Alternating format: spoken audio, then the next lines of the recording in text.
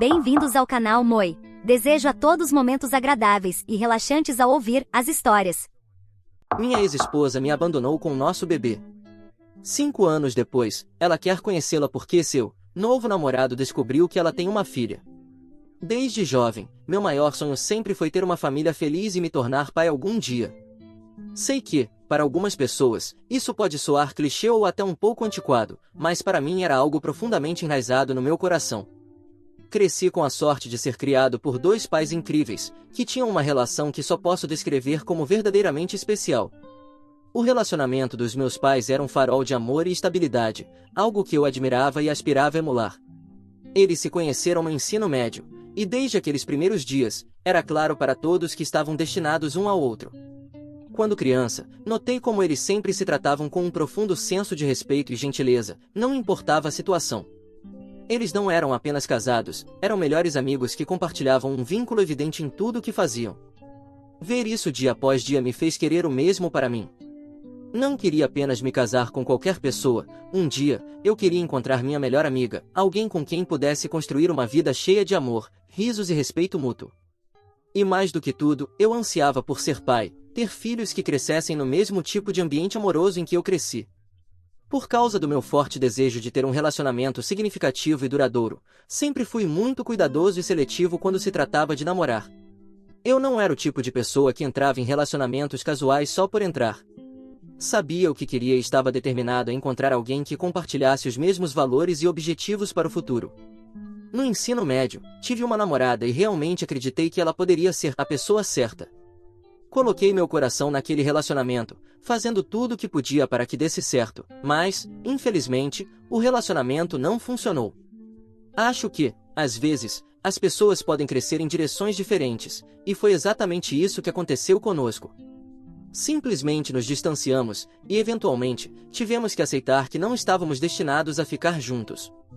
Quando fui para a faculdade, não esperava conhecer ninguém especial. Decidi me concentrar nos meus estudos e no meu crescimento pessoal, imaginando que, se a pessoa certa aparecesse, isso aconteceria naturalmente. Não estava com pressa e, certamente, não estava procurando ativamente um relacionamento. Mas, como a vida muitas vezes nos surpreende, de repente, Bonnie entrou na minha vida. Bonnie era diferente de qualquer outra pessoa que eu já havia conhecido. Ela era o tipo de garota que imediatamente chamava a atenção de todos assim que entrava em uma sala. Sempre havia algo nela que era simplesmente magnético. Ela tinha uma energia incrível, era uma pessoa de espírito livre e cheia de vida, e sua felicidade era contagiante.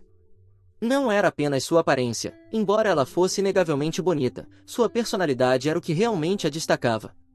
Ela tinha uma maneira de fazer todos ao seu redor se sentirem vivos, e as pessoas não podiam deixar de ser atraídas por ela. Por causa disso, nunca pensei que algo aconteceria entre nós, já que éramos tão diferentes. Bonnie parecia tão fora de alcance, como alguém que pertencia a um mundo diferente. Eu estava satisfeito em ser apenas seu amigo, aproveitando o tempo que passávamos juntos em nosso grupo de amigos, sem esperar nada mais. Mas então, após vários meses de apenas amizade, Bonnie me ligou uma tarde e confessou que tinha uma queda por mim e que queria sair comigo. Vou admitir, levou um momento para eu processar o que ela estava dizendo, porque estava tão longe de qualquer coisa que eu tivesse imaginado. Bonnie, a garota que poderia ter qualquer um que quisesse, tinha sentimentos por alguém como eu. Foi um momento que mudou completamente o curso da minha vida. Claro, nosso primeiro encontro foi ótimo, e lembro-me de estar nas nuvens depois. Continuamos a sair em mais e mais encontros, e, eventualmente, Bonnie se tornou minha namorada. No início, como na maioria dos novos relacionamentos, eu via Bonnie através de lentes cor-de-rosa. Tudo o que ela fazia parecia perfeito para mim. Eu estava tão apaixonado por ela que não conseguia ver nenhum defeito, ou, se via, os ignorava como insignificantes. Mas, com o tempo, à medida que nos conhecíamos mais profundamente, comecei a notar algumas coisas que me deixaram preocupado, o que você pode chamar de sinais de alerta. Eles não eram necessariamente fatores decisivos, mas eram traços que me incomodavam e me faziam questionar certos aspectos do nosso relacionamento. Uma das primeiras coisas que notei foi que Bonnie tinha uma tendência a menosprezar qualquer pessoa que discordasse dela, independentemente de estarem certas ou erradas. Ela era muito confiante em suas opiniões, o que não era algo ruim, mas ela levava isso ao extremo. Se alguém tivesse uma perspectiva diferente e decidisse expressá-la, Bonnie imediatamente se colocava na defensiva. Em vez de se engajar em uma discussão saudável, ela começava a atacar, muitas vezes rotulando a pessoa como estúpida ou ignorante. Esse traço tornava as situações sociais com ela bastante tensas em algumas ocasiões. Outra coisa que se tornou cada vez mais aparente foram suas mudanças de humor. Os humores de Bonnie podiam mudar num piscar de olhos, e essas mudanças eram muitas vezes extremas. Havia dias em que ela estava cheia de energia, pronta para conquistar o mundo. Ela me pedia para faltar às aulas e sair para festas com ela, às vezes com pessoas que mal conhecíamos.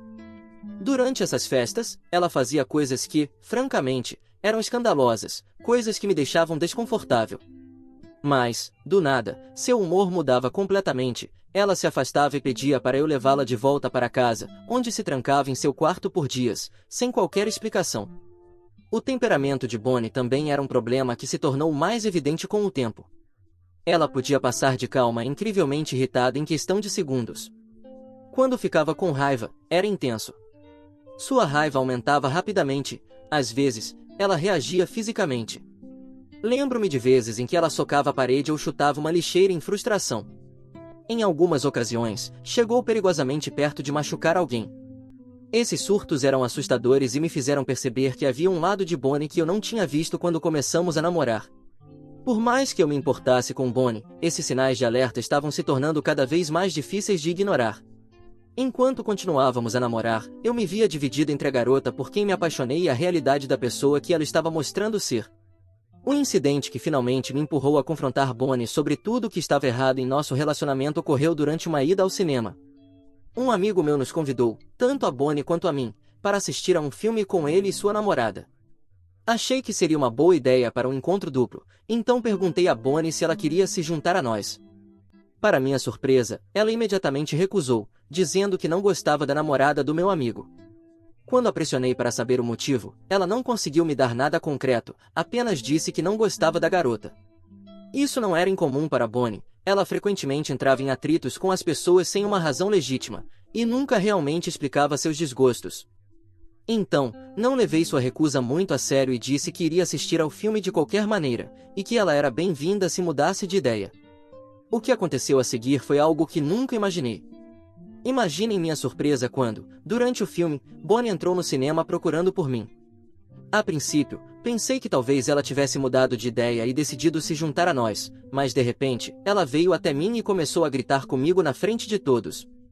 Ela me acusou de estar dormindo com a namorada do meu amigo, alegando que essa era a verdadeira razão pela qual eu insisti em ir ao cinema com eles, mesmo que ela não quisesse ir. Eu estava completamente atordoado. Seu ataque foi tão alto e agressivo que todo o cinema se virou para nos olhar. Meu amigo e sua namorada, compreensivelmente, ficaram chocados e ofendidos. Eles tentaram se defender e me defender, mas Bonnie não quis saber. Ela lhes disse em voz alta para ficarem fora disso, insistindo que isso era entre ela e eu. A situação rapidamente saiu do controle, e eu podia sentir os olhos de todos no cinema sobre nós. Foi incrivelmente constrangedor. Eu não sabia o que fazer, então me levantei e saí do cinema, deixando o filme inacabado. Bonnie me seguiu até o meu carro, ainda gritando comigo, me chamando de traidor e se recusando a deixar o assunto. Até aquele momento, eu não tinha dito uma palavra. Deixei ela se desabafar, esperando que eventualmente se acalmasse e então eu pudesse me explicar. Mas, enquanto a observava continuar a gritar, algo dentro de mim se quebrou. Eu havia atingido meu limite. Me virei para ela e, pela primeira vez, gritei de volta. Eu disse a ela que tinha terminado, que desta vez ela havia cruzado uma linha e que eu não queria estar com alguém que me tratava dessa maneira.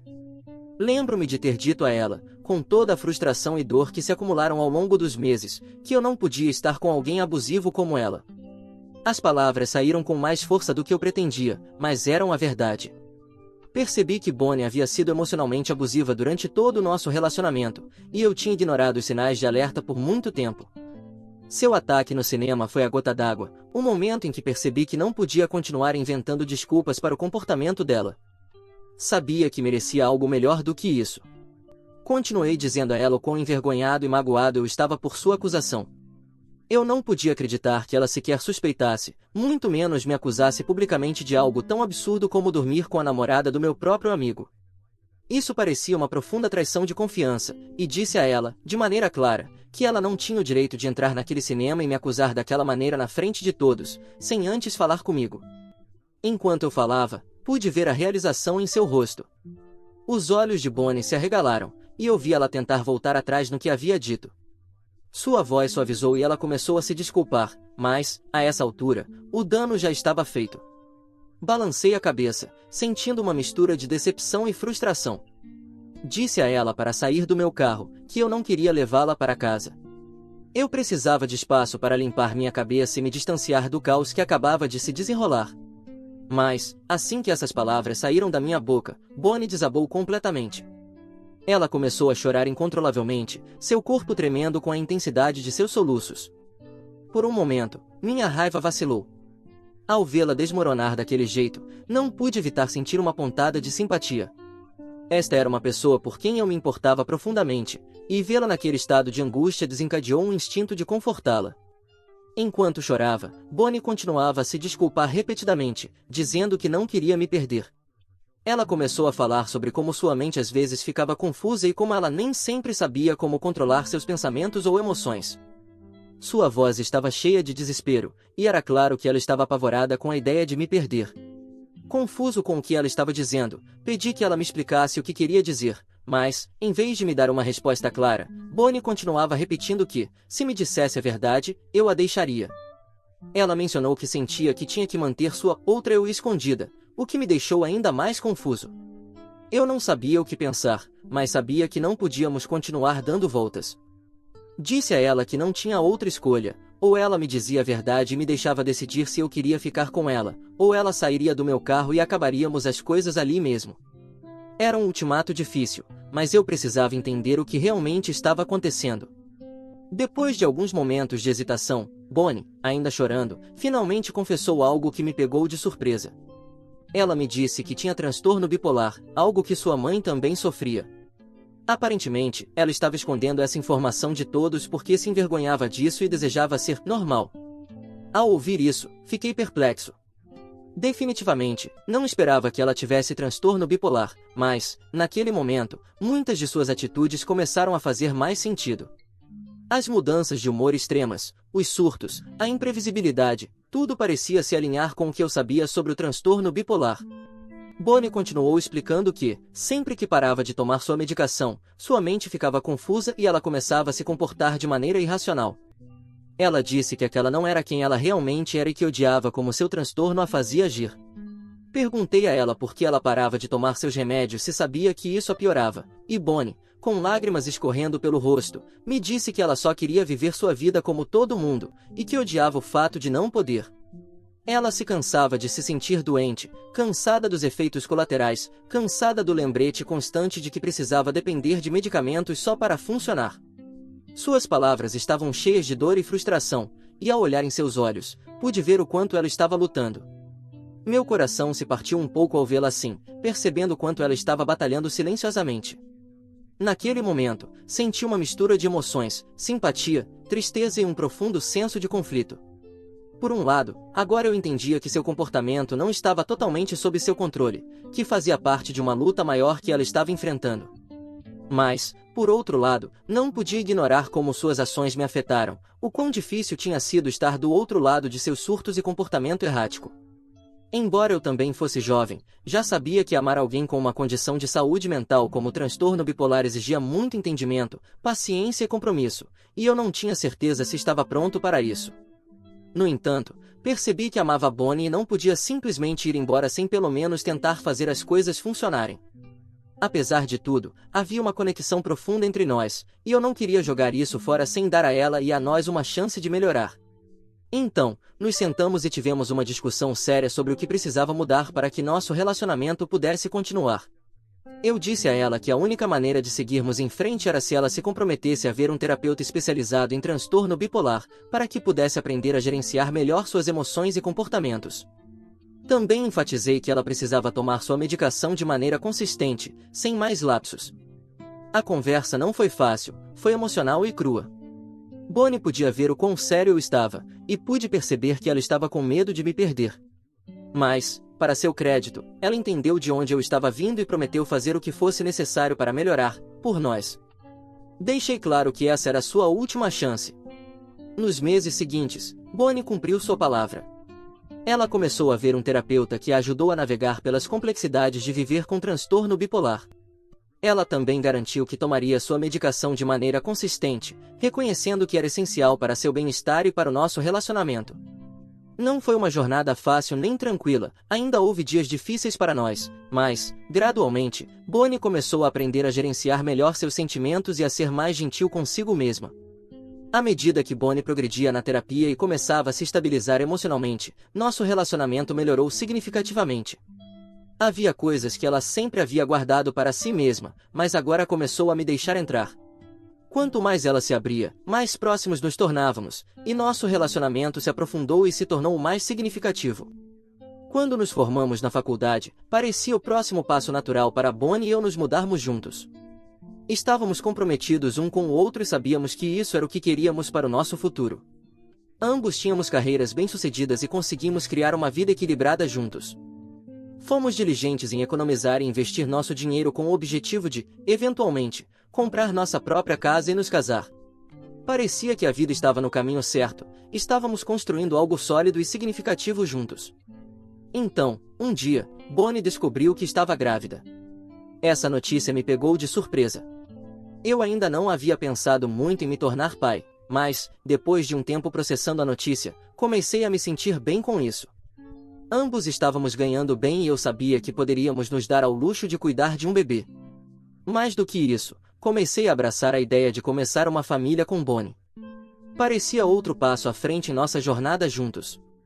Mas Bonnie não se sentia da mesma maneira. Ela estava profundamente em conflito sobre a gravidez, e em um momento, desabou na minha frente e confessou que queria interromper a gravidez. Por mais que eu estivesse animado com a ideia de ter um filho, acreditava que, em última análise, era ela quem deveria decidir o que fazer com seu corpo. Eu estava chateado, é claro. Já havia começado a imaginar nosso futuro com um bebê, mas sabia que precisava apoiá-la, por mais que isso me machucasse. Eu disse a ela que apoiaria sua decisão, fosse qual fosse. Agendamos uma consulta em uma clínica para o procedimento, e tentei ser o mais solidário possível, mesmo que, por dentro, eu estivesse sofrendo. No entanto, quando o dia da consulta chegou, Bonnie decidiu não ir no último minuto. Ela estava dominada pela culpa e confusão. Ela me disse que a ideia de se livrar do bebê era demais para ela suportar. Fiz o meu melhor para consolá-la, abraçando-a enquanto chorava e assegurando-lhe que, se decidisse ter o bebê, eu faria tudo o que estivesse ao meu alcance para ser o melhor pai possível. Prometi ser um parceiro igualitário na criação dos filhos, compartilhar as responsabilidades e garantir que ela não se sentisse sobrecarregada com isso. No final, ela concordou em seguir com a gravidez. A jornada de gravidez de Bonnie foi tudo menos fácil. Ela estava dominada pelo medo e pela ansiedade, constantemente preocupada em perder nosso bebê por causa de seu transtorno bipolar. Por isso, ela parou de tomar sua medicação, acreditando que isso poderia afetar o bebê. Como resultado, seus humores se tornaram mais intensos durante a gravidez. Sua raiva explodia com frequência, e, em geral, era muito difícil conviver com ela durante esse período. Houve dias em que parecia que estávamos de volta à estaca zero, lidando com os mesmos desafios que enfrentamos antes. Ela começou a fazer terapia, mas eu havia prometido a ela que nunca deixaria, e estava determinado a cumprir essas palavras, não importa o quão difícil as coisas ficassem. Durante o 4º mês de sua gravidez, Bonnie me confidenciou sobre os pesadelos que vinha tendo com frequência. Ela estava aterrorizada de que eu a deixasse sozinha para criar nosso bebê, especialmente porque não estávamos legalmente casados. Ouvir isso partiu meu coração, porque era a coisa mais distante da verdade. Para aliviar seus medos, fui imediatamente comprar um anel. Pedi Bonnie em casamento naquela mesma semana, deixando claro que eu estava completamente comprometido e que estava ali para ficar. Nosso casamento aconteceu rapidamente depois disso, mas foi uma bela cerimônia íntima. Ambos os lados da nossa família estavam presentes e estavam felizes por nós. No dia em que nossa filha, Mary, nasceu, eu estava lá na sala de parto, ao lado de Bonnie, enquanto ela trazia nossa pequena ao mundo. No momento em que Mary nasceu, a enfermeira a colocou nos meus braços, e eu não consegui segurar as lágrimas. Olhei para seus pequenos dedinhos e perninhas delicadas, e fiquei impressionado com o quão absolutamente preciosa ela era. O nascimento de Mary trouxe um novo sentido de propósito à minha vida. Não se tratava mais apenas de Bonnie e eu, tratava-se de nossa pequena família. Eu estava comprometido a fazer isso funcionar, com total devoção. No entanto, depois que trouxemos Mary para casa, notei uma mudança em Bonnie que eu não pude ignorar. Ela parecia muito distante e desconectada de nossa filha. Ela nunca queria tocar o bebê e só segurava Mary quando era absolutamente necessário, como durante a amamentação. Mesmo assim, estava claro que ela fazia isso por obrigação, em vez de por afeto. Tentei ser compreensivo. Sabia que o parto e os primeiros dias de maternidade podiam ser avassaladores. Queria dar a Bonnie o espaço para descansar e se recuperar, então assumi a maior parte das responsabilidades domésticas. Cozinhei suas refeições favoritas, incentivei-a a dormir mais e garanti que ela não precisasse levantar um dedo em casa. Eu estava mais do que feliz em cuidar de nossa filha, mas era impossível ignorar a crescente irritação e frieza de Bonnie. Sempre que Mary chorava, Bonnie a olhava com uma expressão que só posso descrever como ressentimento. Comecei a me preocupar que ela pudesse estar sofrendo de depressão pós-parto, uma condição sobre a qual eu tinha ouvido falar, mas não entendia completamente. Sugeri suavemente que ela falasse com um terapeuta sobre como estava se sentindo, esperando que a ajuda profissional pudesse fazer a diferença. Mas Bonnie gritou comigo, dizendo para eu cuidar da minha vida e encerrando qualquer conversa sobre o assunto. Então, uma manhã, cerca de um mês após o nascimento de Mary, acordei e descobri que Bonnie havia ido embora. O lado dela da cama estava vazio, e ela não estava em lugar nenhum na casa. No começo, tentei não entrar em pânico, pensando que talvez ela tivesse saído para esfriar a cabeça ou tomar um café. Mas, à medida que as horas passavam e o telefone dela permanecia desligado, minha ansiedade crescia. Liguei para os pais e amigos dela, esperando que ela tivesse decidido visitar um deles, mas ninguém a tinha visto ou ouvido falar dela. Uma sensação de aflição se instalou no meu estômago. Algo estava muito errado. Desesperado por respostas, procurei pela casa tentando encontrar alguma pista de onde ela poderia ter ido. Enquanto vasculhava a gaveta dela, me deparei com um diário escondido no canto. Hesitei, sabendo que seria uma violação da privacidade dela ler o diário, mas a curiosidade tomou conta de mim. Folheei as páginas e descobri que Bonnie vinha escrevendo secretamente sobre suas lutas diárias, sua raiva e seus medos. Acho que provavelmente era algo que seu terapeuta havia pedido para ela fazer. Mas, quando estava prestes a fechar o diário e colocá-lo de volta, meus olhos acidentalmente pousaram em uma página que me paralisou. Ali, escrito à mão por Bonnie, estavam as palavras: "Eu queria poder matar Mary." Congelei, incapaz de processar o que acabará de ler. Minha mão tremia enquanto relia a frase, esperando ter entendido mal, mas, no fundo, eu sabia o que aquelas palavras significavam. Minha esposa claramente estava lutando muito mais do que havia mostrado, e ela havia chegado ao ponto de ver nossa filha inocente como uma ameaça, ou pior, como algo de que precisava se livrar.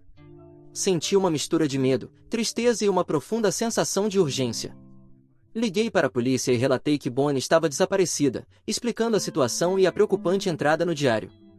Depois, entrei em contato com nossas famílias, alertando-os sobre o que estava acontecendo. Os pais dela estavam compreensivelmente angustiados e profundamente preocupados com a filha. Eventualmente, a polícia localizou Bonnie em um motel. Ela admitiu que havia fugido de casa para evitar fazer mal a Mary. Os pais dela a acolheram e buscaram ajuda profissional imediata para lidar com seus problemas de saúde mental. Semanas depois, Bonnie confidenciou a eles que queria se divorciar de mim porque sentia que não conseguia lidar com o casamento ou com a criação de um bebê. Essa notícia me deixou arrasado. Tentei me comunicar com ela, na esperança de entender sua perspectiva e encontrar uma maneira de resolver nossos problemas. Mas Bonnie já havia tomado sua decisão. Seus pais também apoiavam sua escolha. Então, no final, segui em frente com o divórcio e assumi a custódia total de nossa filha. Tudo isso aconteceu há 5 anos, e, desde então, venho criando minha filha, Mary, como pai solteiro. Chegamos longe. Nunca mencionei Bonnie para minha filha, achando que ela ainda era muito jovem para entender. Felizmente, Mary não fez muitas perguntas sobre sua mãe até agora. No entanto, hoje estou no Reddit porque, esta semana, de repente, Bonnie entrou em contato comigo. Desde o divórcio, minha ex-esposa não havia tentado me contatar, e eu também respeitei sua privacidade ao longo dos anos. De fato, mudei meu número e me mudei para outro lugar para começar de novo com Mary. Dada toda essa situação, fiquei bastante surpreso ao receber sua ligação. Resumindo, Bonnie disse que está em um lugar muito melhor em sua vida agora e que está pronta para conhecer Mary. Fiquei surpreso com suas palavras e a lembrei de que ela havia sido a que nos deixou, então não podia simplesmente voltar às nossas vidas como se nada tivesse acontecido. Eu disse firmemente que não estava interessado em reintroduzir nenhum drama na vida da minha filha e que queria protegê-la de qualquer potencial instabilidade. Portanto, não permitiria que ela conhecesse minha filha até que Mary fosse, pelo menos, suficientemente grande para decidir por si mesma. No entanto, Bonnie argumentou que isso não era justo e que eu deveria dar-lhe uma chance. Lembrei a ela de como ela nunca nos deu uma chance e me deixou sozinho com um bebê de 1 mês para cuidar, completamente por minha conta. Bonnie então insistiu, dizendo que estava saindo com alguém novo, que aparentemente havia descoberto que ela tinha uma filha. Ela insinuou que isso prejudicaria sua imagem se ela não tentasse se reconectar conosco. Bonnie propôs que nos encontrássemos pelo menos uma vez para discutir o futuro e ver aonde as coisas poderiam ir a partir daí. Fiquei muito irritado ao ouvir isso e disse a ela que não me importava com o que o namorado dela pensava, e que minha filha e eu não éramos brinquedos para ela brincar. Apesar de suas súplicas contínuas, mantive minha posição e pedi que ela não entrasse mais em contato. Desde então, venho me sentindo um pouco culpado, pensando se fiz a coisa certa ao não permitir que Bonnie voltasse às nossas vidas. Atualização 1. Obrigado a todos pelas respostas. Fico feliz que a maioria de vocês concorde que eu não deveria deixar minha ex-esposa se aproximar da minha filha. Definitivamente, tomei a decisão certa. Também planejo descobrir quem compartilhou meu número com Bonnie, já que isso foi uma violação de confiança. Atualização 2. Finalmente descobri que foi minha própria mãe quem compartilhou meu número com Bonnie pelas minhas costas. Quando perguntei a ela sobre isso, ela confessou imediatamente. Ela me disse que tinha mantido contato com Bonnie ao longo dos anos. Explicou que sempre sentiu pena dela e acreditava que Bonnie e eu estávamos destinados a ficar juntos. Por isso, compartilhou meu número, pensando que isso poderia levar a uma reconciliação entre Bonnie e eu. Fiquei furioso quando ouvi isso. Disse à minha mãe o quão delirante era seu pensamento. Lembrei-a das inúmeras noites que passei sozinho, lutando para cuidar da minha filha sem qualquer apoio. Deixei claro como o transtorno bipolar de Bonnie e suas mudanças de humor impactaram gravemente nossas vidas. Disse que não tinha nenhuma intenção de reintroduzir o caos na vida da minha filha. Minha mãe se desculpou, mas eu disse a ela que, se ela alguma vez voltasse a dar mais informações nossas a Bonnie, eu a cortaria da minha vida e, por extensão, da vida da minha filha também. Meu pai também ficou chateado com minha mãe e apoiou totalmente minha decisão. Atualização 3. Para todos que estão perguntando, Miriam e eu estamos bem. Bonnie tentou entrar em contato mais algumas vezes depois de nossa última conversa, mas eu não atendi suas ligações nem ouvi seus recados de voz. Desde então, bloqueei seu número e estou me concentrando em continuar nossas vidas como tem sido. Estou determinado a manter a estabilidade e a paz que tanto trabalhamos para construir, tanto para Miriam quanto para mim. O que você achou dessa história? Fique à vontade para deixar seu comentário para que o Moi saiba. Agora, vamos juntos para a próxima história. História 2. Meus pais ameaçaram não ir ao meu casamento, se eu não convidasse minha irmã, que arruinou meu relacionamento, de 5 anos ao dormir com meu namorado. Olá a todos. Eu, mulher de 28 anos, nunca pensei que estaria nesta situação, mas aqui estou eu. Minha irmã Lizzie, de 26 anos, e eu costumávamos ser muito próximas enquanto crescíamos. Compartilhávamos um quarto em nossa pequena casa suburbana, sussurrando segredos até tarde da noite e sonhando com nosso futuro. Lizzie sempre foi a mais extrovertida com um talento para arte e música, enquanto eu era mais do tipo estudiosa, sempre com o nariz enfiado em um livro. Apesar de nossas diferenças, éramos inseparáveis. Nossos pais, John, de 55 anos, e Mary, de 53, nos criaram valorizando a família acima de tudo. Papai trabalhava longas horas como encarregado de construção para sustentar a família, enquanto mamãe conciliava trabalhos de meio período e cuidava da casa. Eles nos ensinaram um forte senso de lealdade e a importância de permanecermos unidos nos bons e maus momentos. Mal sabia eu o quanto essa lealdade familiar seria testada nos anos seguintes.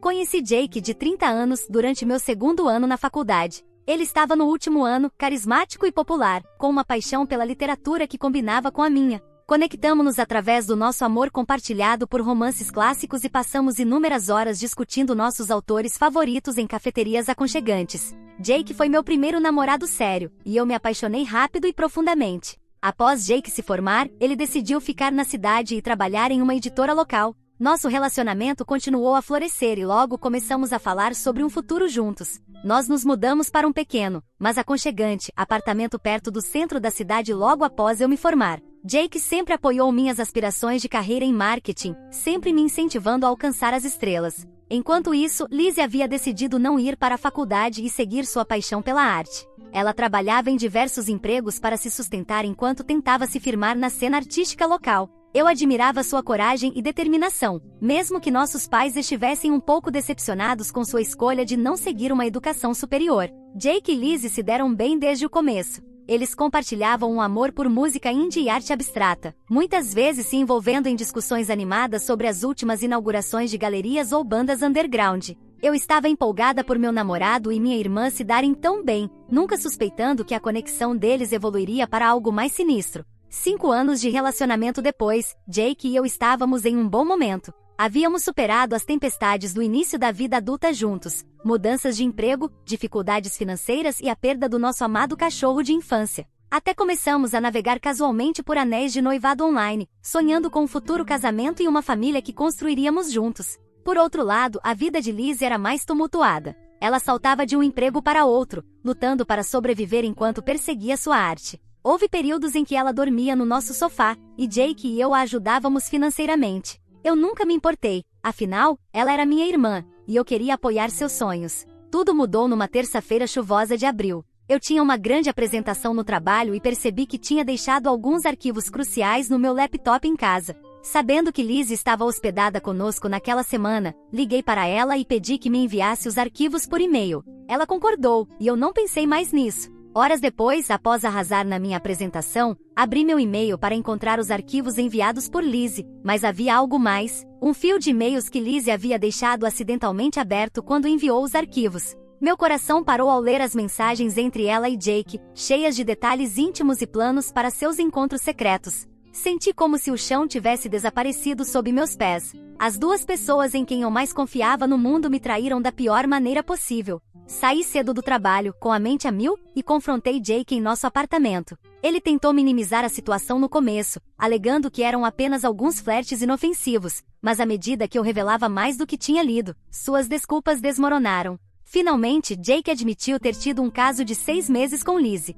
Ele disse que tudo começou inocentemente, com conversas tarde da noite quando eu estava dormindo ou trabalhando até tarde, e que uma apreciação compartilhada pela arte evoluiu para algo mais. Ele jurou que nunca quis me machucar, que estava confuso sobre seus sentimentos. Eu não consegui ouvir mais e disse para ele ir embora. Confrontar Lizzie foi ainda mais difícil. Fui até seu pequeno estúdio, com as mãos tremendo enquanto batia a porta. Quando ela abriu, seu rosto caiu. Ela sabia que eu tinha descoberto. Ao contrário de Jake, Lizzie não tentou inventar desculpas. Ela me olhou nos olhos e disse que havia se apaixonado por Jake, que não haviam planejado, mas que não podiam lutar contra seus sentimentos. Os meses seguintes foram uma névoa de dor e raiva. Eu me mudei do apartamento que compartilhei com Jake, ficando no sofá de uma amiga até encontrar um lugar meu. Mergulhei no trabalho, assumindo projetos extras para manter minha mente ocupada. Cortei todo o contato com Jake e Lizzie, bloqueando seus números e contas nas redes sociais. Meus pais ficaram devastados com a notícia. Eles tentaram mediar a situação no início, encorajando-me a ouvir Lizzie e considerar o perdão,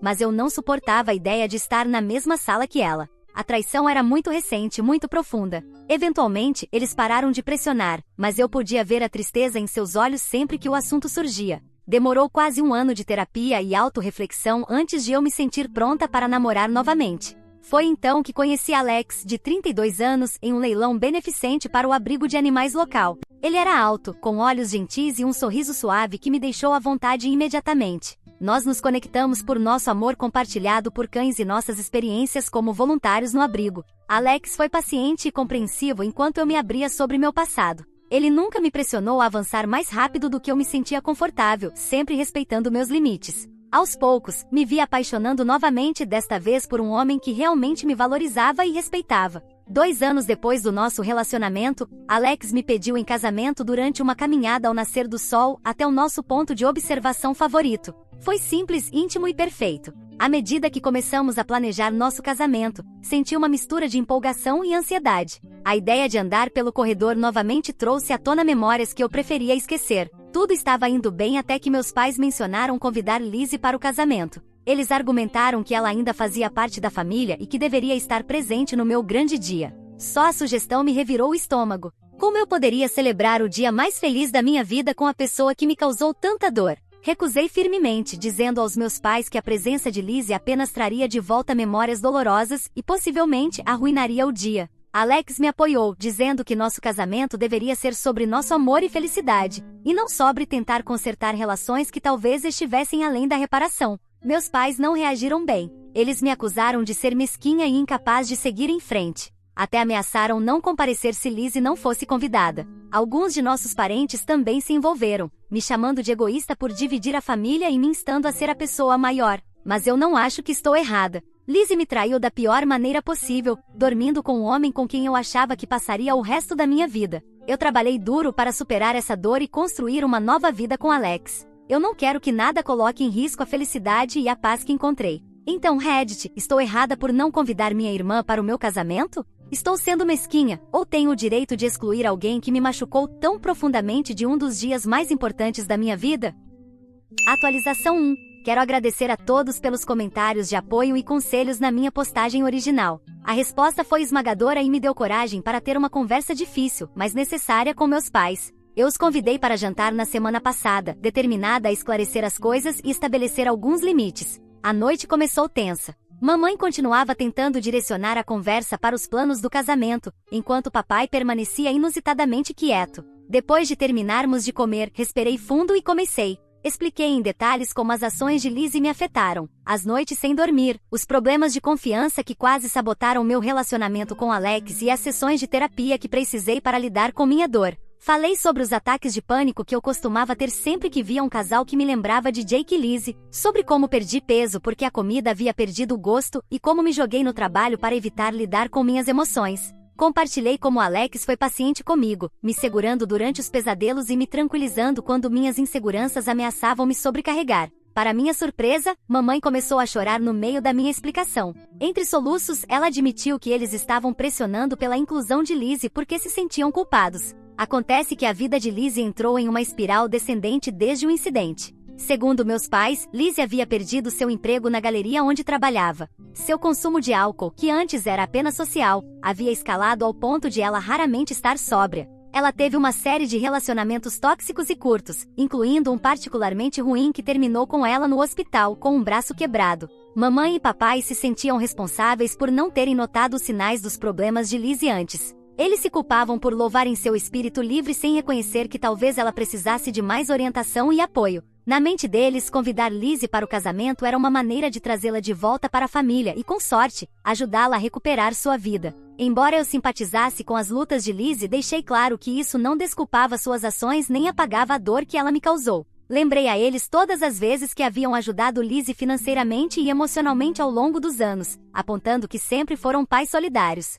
Enfatizei que não sou responsável pelo bem-estar de Lizzie e que não deveria sacrificar minha paz de espírito por ela. Papai, que tinha estado calado durante a maior parte da conversa, finalmente falou. Ele compartilhou uma história de seu próprio passado que eu nunca tinha ouvido antes. Aparentemente, seu irmão mais velho havia feito algo semelhante, traindo a confiança de papai de uma maneira significativa quando eram jovens. Eles nunca se reconciliaram completamente, e pude ver o arrependimento nos olhos de papai enquanto ele falava sobre as décadas de encontros familiares tensos e oportunidades perdidas. Ele disse que não queria o mesmo para Lizzie e eu, por isso estava pressionando pela reconciliação. Mas ele também reconheceu que não podia forçar o perdão e que a cura tinha que acontecer nos meus termos. Papai se desculpou por me pressionar e prometeu que ele e mamãe respeitariam minha decisão sobre o casamento. Ele também me garantiu que eles compareceriam com ou sem Lizzie. Em relação aos parentes que estavam me criticando, meus pais concordaram em falar com eles e explicar a situação. Prometeram interromper qualquer tentativa de me fazer sentir culpada por não convidar Lizzie.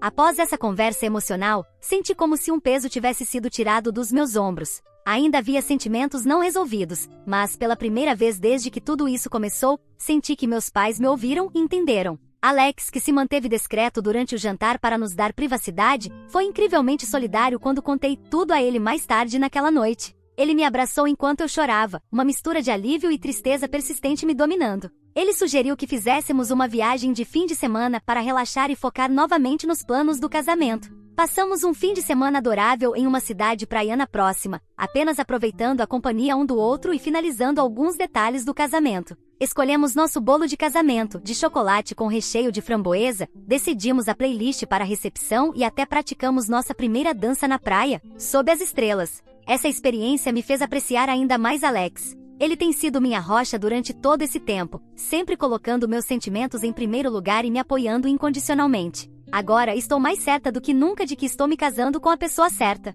O casamento está a apenas 2 meses de distância, e estou empolgada para celebrar nosso amor cercados por pessoas que realmente nos apoiam. Ainda há uma parte de mim que se sente triste pela ausência de Lizzie, mas sei que essa é a decisão certa para minha saúde mental e felicidade. Mais uma vez, obrigada Reddit por me ajudar a manter minha posição e priorizar meu bem-estar. Seu apoio significou mais do que vocês imaginam. Atualização 2. Foram semanas agitadas desde minha última atualização, e tenho algumas notícias surpreendentes para compartilhar. Cerca de 3 semanas atrás, recebi uma carta de Lizzie. O envelope ficou em cima do balcão da nossa cozinha por dias, enquanto eu debatia se deveria abri-lo ou jogá-lo no lixo. Alex, sendo a voz da razão, sugeriu que ler a carta poderia me dar algum encerramento, mesmo que eu decidisse não responder. Finalmente, em uma manhã tranquila de domingo, reuni coragem e abri a carta. Eram várias páginas, cheias da familiar caligrafia ondulada de Lizzie. Enquanto eu lia, quase podia ouvir sua voz na minha cabeça, trazendo de volta memórias de conversas noturnas e segredos compartilhados na nossa infância. Lizzie começou reconhecendo a dor que me causou, assumindo total responsabilidade por suas ações, sem dar desculpas. Ela escreveu sobre a espiral que sua vida tomou depois que Jake a deixou, como ela recorreu ao álcool para entorpecer a culpa e a vergonha. Admitiu que estava lutando contra a depressão, que havia começado muito antes do incidente com Jake, mas que piorou significativamente depois. O que mais me surpreendeu foi a revelação de que ela havia ido para a reabilitação. Ao que parece, ela estava em uma clínica de tratamento há 6 meses, trabalhando em sua sobriedade e saúde mental. Ela escreveu sobre as sessões de terapia intensiva, as reuniões de grupo e o árduo trabalho de enfrentar seus demônios. Liz explicou que parte de seu processo de recuperação envolvia fazer as pazes com as pessoas que havia machucado. Enfatizou que não esperava ser perdoada e respeitava minha decisão de não tê-la no casamento. Seu objetivo ao escrever era simplesmente se desculpar e me deixar saber que estava trabalhando para se tornar uma pessoa melhor. A carta terminou com uma lembrança da nossa infância, uma vez em que eu a defendi de alguns valentões na escola. Liz escreveu que sempre admirou minha força e integridade, e que me trair foi o maior arrependimento de sua vida. Eu gostaria de dizer que imediatamente senti um impulso de perdão depois de ler a carta, mas a verdade é que me deixou conflituosa. Parte de mim ainda estava com raiva e machucada, enquanto outra parte sentiu um vislumbre do amor fraternal que um dia compartilhamos. Decidi me dar um tempo para processar meus sentimentos antes de tomar qualquer decisão. Depois de alguns dias de reflexão e muitas discussões com Alex, concordei em me encontrar com Liz em um local neutro, um café tranquilo na cidade. Vê-la em pessoa após 3 anos foi surreal. Ela parecia diferente, mais magra, com olheiras, mas havia uma calma nela que antes não existia. Nossa conversa foi estranha no começo, cheia de longas pausas e palavras hesitantes, mas à medida que falávamos, foi ficando mais fácil. Liz reiterou tudo o que havia dito na carta, sua voz embargada pela emoção enquanto se desculpava novamente pela dor que causou. Ela me contou mais sobre sua jornada para a sobriedade e o trabalho que vinha fazendo na terapia. Liz até me mostrou um diário onde havia escrito cartas para mim como parte de seu processo de recuperação, embora nunca tivesse a intenção de enviá-las. Ler trechos de seus pensamentos brutos e não filtrados daqueles dias sombrios foi revelador. Não vou mentir, foi um encontro emocional. Ambas derramamos lágrimas enquanto falávamos sobre o passado e a dor que ambas experimentamos. Liz compartilhou que ela e Jake se separaram poucos meses depois de eu tê-los descoberto, o relacionamento deles desmoronando sob o peso da culpa e recriminações. Ela não falou com ele desde então. Ao final do nosso encontro, senti uma sensação de encerramento que não sabia que precisava. A raiva que havia estado fervendo dentro de mim por anos começou a esfriar, substituída por uma mistura complicada de tristeza, alívio e esperança cautelosa. Depois de muito pensar e muitas discussões com Alex, decidi não convidar Liz para o casamento. Ainda é muito cedo, e eu quero focar no meu dia especial sem este. ou complicações emocionais adicionais. No entanto, concordei em tentar reconstruir nosso relacionamento lentamente, começando com mensagens de texto ocasionais e talvez encontros para café no futuro. Liz entendeu e respeitou minha decisão. Ela até enviou a mim e a Alex um pequeno presente, um lindo cartão pintado à mão, desejando-nos felicidade em nosso casamento. Era reminiscentemente do cartão que ela costumava fazer para meus aniversários quando éramos crianças, trazendo de volta memórias agridoce. Sei que essa jornada de cura e reconstrução de confiança será longa e possivelmente difícil. Ainda há momentos em que a dor da traição ressurge, lembrando-me de tudo que perdemos. Mas, pela primeira vez em 3 anos, sinto esperança sobre ter minha irmã de volta na minha vida um dia. Quanto ao casamento, os preparativos estão a todo vapor. Alex e eu estamos animados para celebrar nosso amor cercados pelos nossos amigos e familiares mais próximos. Embora Lizzie não esteja lá, agora me sinto mais em paz com essa decisão. Nosso dia especial será sobre olhar para o nosso futuro juntos, e não sobre ficar remoendo feridas do passado. Atualização 3. Faz 6 meses desde o meu casamento, e eu queria dar a todos uma atualização final sobre este capítulo da minha vida. O dia do casamento foi absolutamente perfeito. Alex e eu trocamos votos cercados por nossos entes queridos no lindo cenário da vinícola que escolhemos. O clima estava ideal, com uma brisa suave e céus azuis claros que pareciam refletir a alegria que sentia em meu coração. Eu caminhei até o altar com o braço do meu pai, meus olhos fixos nos de Alex. Naquele momento, todo o drama e dor dos últimos anos desapareceram. Não senti nada além de amor e gratidão ao me juntar ao meu futuro esposo no altar. A cerimônia foi íntima e pessoal, com leituras escolhidas por nossos amigos mais próximos e votos que escrevemos nós mesmos. Não havia um olho seco na sala quando Alex prometeu ser sempre meu porto seguro, e eu prometi ser sua companheira fiel em todas as aventuras da vida. A recepção foi uma celebração alegre. A comida estava deliciosa, o vinho fluía livremente e a pista de dança estava cheia a noite toda. Meus pais se comportaram da melhor forma, concentrando-se em celebrar Alex e eu, sem mencionar Lizzie. Foi maravilhoso vê-los tão felizes e apoiadores. Quanto a Lizzie, ela respeitou meus desejos e não tentou entrar em contato comigo no dia do casamento. Em vez disso, enviou um lindo buquê de girassóis, minha flor favorita desde a infância, para meu quarto de hotel. A nota que o acompanhava nos parabenizava e nos desejava uma vida inteira de felicidade. Foi um gesto atencioso que apreciei mais do que esperava. Desde o casamento, Alex e eu nos estabelecemos na vida de casados e tem sido maravilhoso. Recentemente compramos nossa primeira casa juntos, uma aconchegante casa de estilo artesão com um pequeno quintal. Temos desfrutado do processo de torná-la nossa, pintando paredes e plantando um jardim. É bom estar construindo uma vida juntos, criando novas memórias em um espaço que realmente é nosso. Meu relacionamento com Liz está melhorando lentamente. Tivemos mais alguns encontros para tomar café e agora trocamos mensagens regularmente. Nossas conversas ainda são um pouco cautelosas, mas há uma facilidade crescente entre nós que me lembra da nossa antiga relação. No mês passado até jantamos juntos com nossos pais.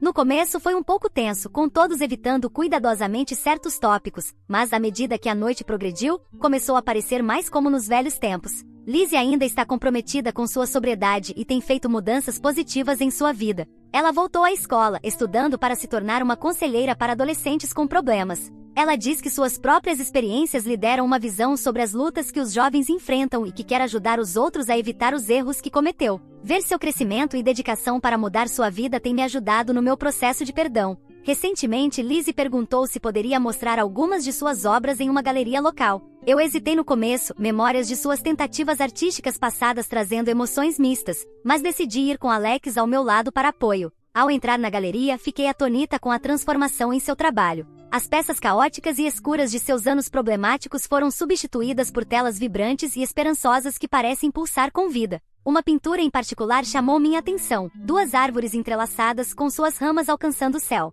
Lizzie me contou mais tarde que representava sua esperança para o nosso relacionamento, crescendo juntas novamente após estarmos separadas. Embora não estejamos de volta a ser melhores amigas, e eu não acho que algum dia seremos, estou feliz por estarmos trabalhando na reconstrução do nosso relacionamento. É um processo lento, com retrocessos ocasionais quando feridas antigas ressurgem, mas parece certo. Estamos aprendendo a ser irmãs novamente, de uma nova maneira que respeita nossas jornadas individuais e as pessoas que nos tornamos. Quero agradecer a todos que me apoiaram durante este momento difícil. Seus conselhos e encorajamento me ajudaram a permanecer forte e a tomar decisões que foram as melhores para mim. Aprendi muito sobre estabelecer limites, a importância do autocuidado e o poder do perdão, não pela outra pessoa, mas pela minha própria paz de espírito. Olhando para trás, percebo que a jornada de cura não é linear. Há dias bons e dias ruins, momentos de progresso e momentos de dúvida, mas estou orgulhosa do quão longe cheguei e animada para o futuro que me aguarda com Alex. Para quem está passando por uma situação semelhante, lembre-se de que está tudo bem priorizar seu próprio bem-estar. A cura leva tempo e você não deve nada a ninguém o seu perdão até que esteja pronta para oferecê-lo. Confie em seus instintos, cercar-se de pessoas que apoiam você e não tenha medo de buscar ajuda profissional se precisar. Quanto a mim, estou ansiosa para o próximo capítulo da minha vida com Alex. Estamos falando sobre começar uma família em breve, e a ideia de nos tornarmos pais nos emociona e assusta ao mesmo tempo. Quaisquer que sejam os desafios que aparecerem, sei que os enfrentaremos juntos, mais fortes por termos superado essa tempestade.